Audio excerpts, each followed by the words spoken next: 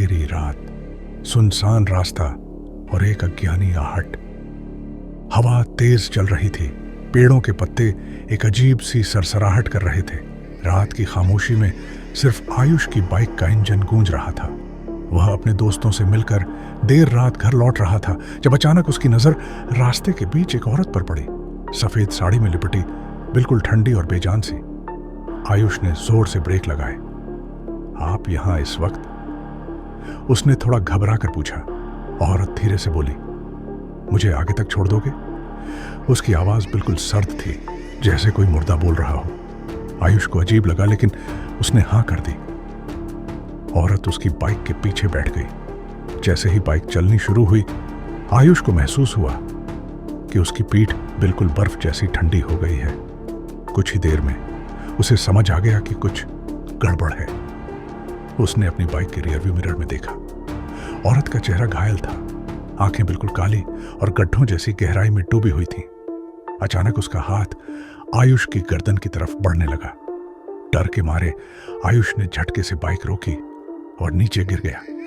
जब उसने पलट कर देखा तो वहां कोई नहीं था, सिर्फ एक हवा का तेज झोंका जो उसके कान में एक कांपने वाली हंसी छोड़ गया।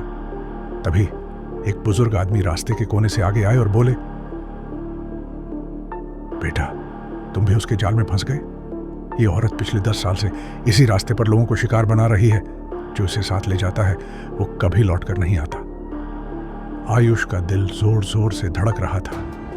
क्या वह सच में मौत के मुंह से बच गया था, या फिर ये बस शुरुआत थी? आयुष ने तुरंत अपनी बाइक स्टार्ट की और बिना पीछे देखे भाग निकलने लगा। लेकिन जितनी तेज वह भागा, उतनी ही बार उसे ऐसा महसूस होने लगा कि कोई उसके पीछे भाग रहा है। उसका हर एक सांस लेना मुश्किल हो रहा था।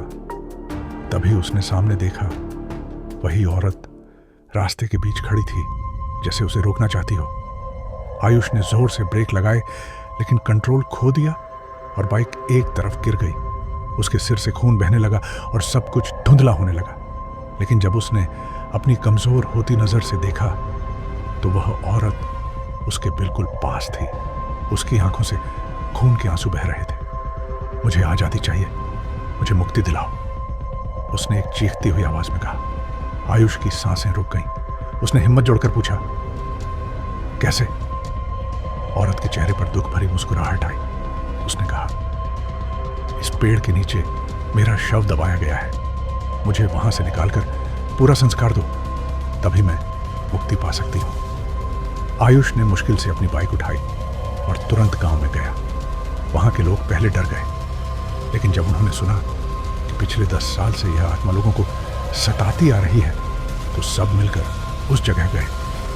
जब पेड़ के नीचे खुदाई की गई तो वहां सच में एक औरत का अधजला शव मिला।